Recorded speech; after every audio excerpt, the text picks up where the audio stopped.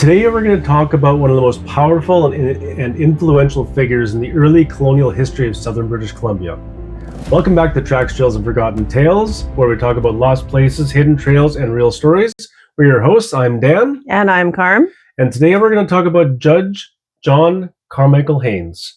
Now, John Carmichael Haynes, he was a constable, a customs officer, a magistrate, a judge, as I said, legislator, and rancher. Haynes played a central role in shaping the Okanagan, the Similkameen, Rock Creek, and Kootenay regions during the Gold Rush era. Now, at the same time, his story is inseparable from the disposition of Indigenous lands and the harsh realities of colonial expansion. Now, going back, and I guess we'll start at the beginning. John Haynes was born on July 6th, 1831, in County Cork, Ireland. He arrived in Victoria on Christmas Day, 1858. He was drawn over here with the promise of opportunity and adventure. Of course, we go back to 1858, all of the gold rushes. So many people came over to the British colony to try to find their riches and some kind of adventure. So through connections with Chartres Brew, which was a friend of his uncle, and other colonial officials, Haynes was quickly appointed as special constable in early 1859 by Governor James Douglas. Now, Haynes soon proved himself efficient, loyal, and a forceful agent of colonial authority. So after serving at Yale and being promoted to acting chief constable, Haynes was dispatched in 1860 to Rock Creek. Now, in 1860, Rock Creek was a booming gold camp. Mm-hmm. And of course, if you're familiar with the area, right near the international boundary where American miners, traders, cattle drovers routinely crossed into the British territory with little regard for borders or laws. Right. Okay, so we're going to go back just a little bit further now. We're going to go back to the Oregon Treaty of 1846. Now, that had established the 49th parallel as the boundary between British and American territory, but enforcement remained weak until the gold rush dramatically increased cross-border traffic. So as gold seekers and cattle drovers surged north from California toward the Fraser-Thompson and Caribou gold fields, colonial authorities needed firm control over customs and taxation. So Haynes, he became the first customs officer in the Osoyoos region, opening early customs houses strategically positioned to monitor traffic along the Osoyoos Lake and emerging trails. Now, by 1862 alone, over 800 men and more than 9,000 cattle, horses, and mules passed through the station, generating more than 2,200 pounds, not dollars, of revenue.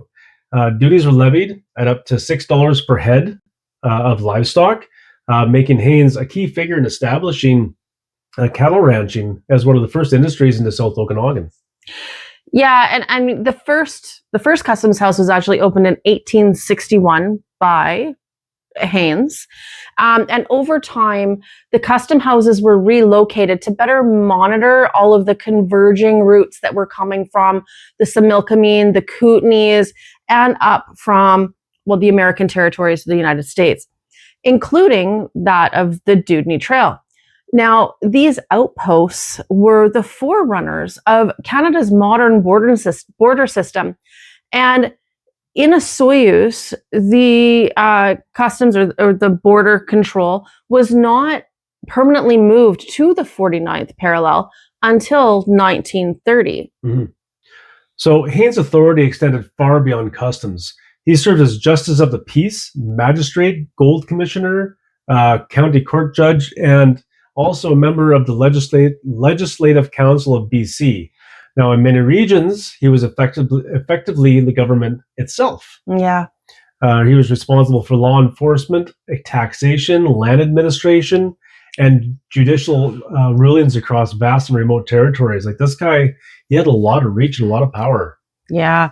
So, in places like Rock Creek, the Similkameen, even later on in the Kootenays, Haynes enforced colonial law with a very firm hand. And while officials praised his ability to impose order, even in volatile, predominantly American mining camps, his administration often relied on frontier justice. Now, and this is where not so great. And I mean, there are a lot of pieces of our history that are terrible to hear, but it was under Judge Haynes' ruling, and this happened in many areas. Violence against Indigenous peoples went unpunished. Lynchings and shootings were tolerated and often ignored under John Carmichael's watch. Terrible. So Haynes' legacy is deeply intertwined with the disposition of the Okanagan Nation. Indigenous communities had long practiced agriculture and stock raising, and deliberately selected fertile lands at the head and the foot of Okanagan Lake for reserves. Now, these lands were vital for sustenance, farming, grazing, and long-term survival. Now, following devastating smallpox outbreaks in 1862 and 1863, Indigenous populations were severely weakened. Now, Haynes, he supported the colonial view that reserves were out of proportion to the diminished population.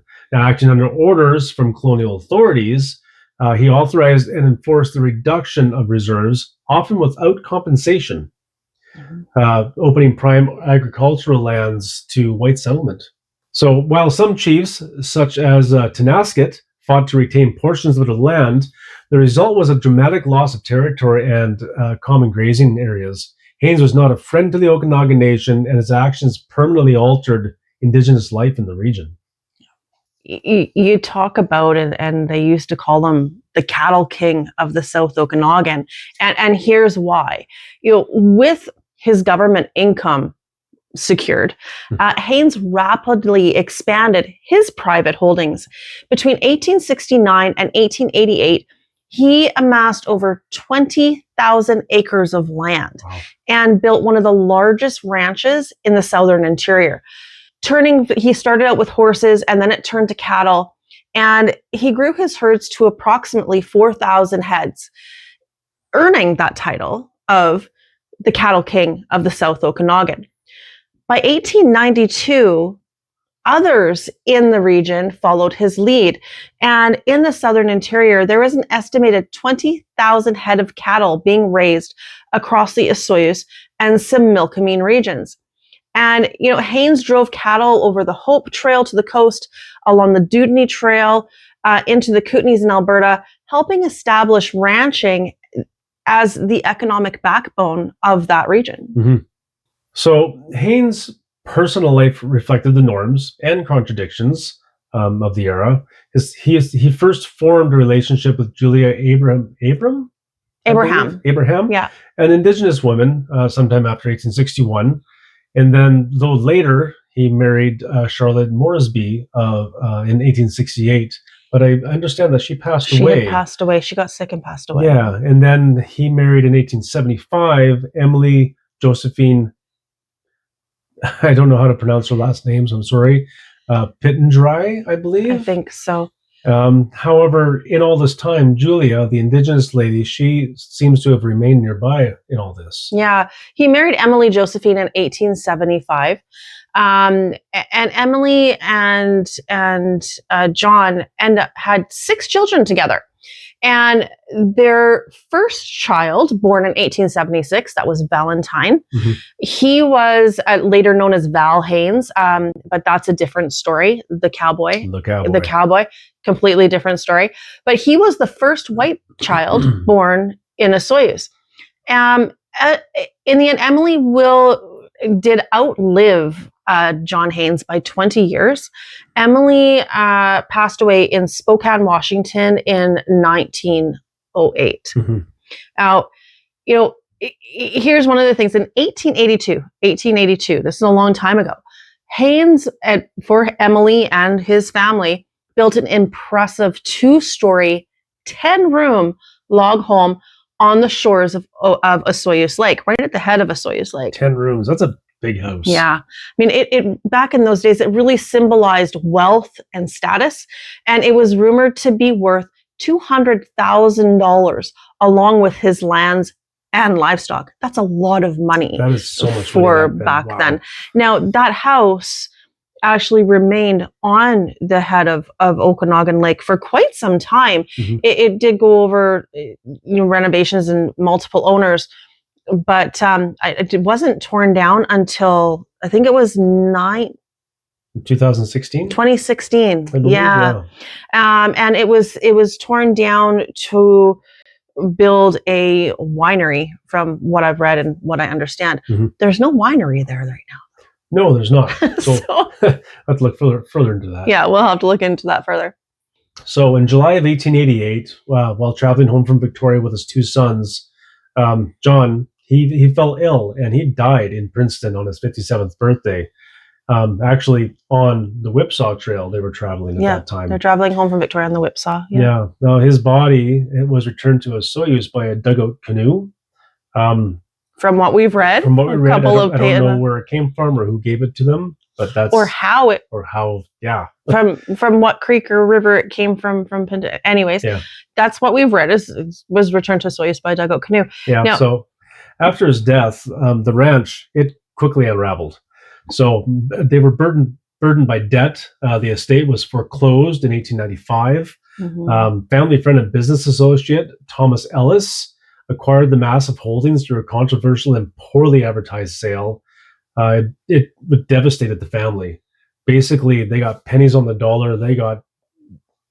He basically stole it from them. And they thought of Thomas Ellis as a family friend. Mm-hmm. John Haynes actually suggested to Tom Ellis way back before. Tom Ellis had quite a large ranch too, mm-hmm. situated where the city of Penticton is right now, between Skaha Lake and Okanagan Lake. And that was really Thomas Ellis's ranch land. And that was, he got that land because of John Carmichael Haynes mm-hmm. back in the day. So devastating to a family. Absolutely. When John passed away and his body arrived back in Osoyoos, his original grave site, he was buried where it used to be his land, and it was later moved to the Pioneer Cemetery, mm-hmm. Which is still there today. Yes. We were there. His entire family is there. Mm-hmm. Emily, you can see Valentine's, the cowboy, and other early settlers of Osoyoos. It's quite interesting, overlooking Okanagan Lake. So Haynes, he helped found Osoyoos and Oliver. He established cattle ranching as the first major industry in the South Okanagan. He enforced British colonial authority across thousands of square kilometers, but his legacy is still deeply conflicted. He was a builder of systems, customs courts, ranching economics, but also a beneficiary and enforcer of colonial power that displays Indigenous peoples and erased traditional land use. Yeah, and today remnants of the Haynes Ranch still stand. They're weathered. They're becoming quite dilapidated, but it also raises difficult questions about heritage memory and whose stories are preserved. We were just, even just last weekend, we were in Osoyoos and we went to Haynes Ranch, and every time we go there, there's 3 buildings that are still standing. There's the barn, the farmhouse, and the bunkhouse. Every time we go, they're a little bit more dilapidated. Mm-hmm. And I mean, our province and everywhere has good history and bad history, and good stories and bad stories. And, but this is still a part of our heritage. It's still a part of our history. It's still a part of what shaped the South Okanagan. So it is sad to see these buildings start to deteriorate. Mm-hmm. But Haynes' name is woven into the fabric of the South Okanagan. But understanding his legacy requires confronting both the foundations he laid and the lives and lands that were altered in the process. Because Haynes' name is woven so much into the South Okanagan, we could have probably told stories for a couple of hours. And Yeah. we know there's more to the story. There's a lot of people involved around that time and around that era. But we really kind of wanted to keep it down a little bit. So I apologize if we've missed anything. Mm-hmm. But it is truly, it is a story to be remembered, good or bad. And, if we've missed something, or if you want to share what you've learned, please leave us a comment. We're happy. We love the comments, responding to your comments, reading your comments. So please feel free to do so. Please keep them respectful. We know that this is a controversial subject when it comes to John Carmichael Haynes. And again, we're not taking sides. We're not historians. We just love history and we love sharing it. Yes, we do. Thanks so much for hanging out with us in this episode while we learn about John Carmichael Haynes. Stay tuned next Friday as we dive into the story of Phoenix, British Columbia, ghost town that is located in the Boundary Country. It has a fantastic history, and we cannot wait to share it with you. We'll see you then. Cheers. From hidden trails to forgotten ghost towns, every path holds a story. Join Dan and Carm on Tracks, Trails, and Forgotten Tales, where history meets adventure. Now streaming on Spotify, Audible, and wherever you listen to your podcasts.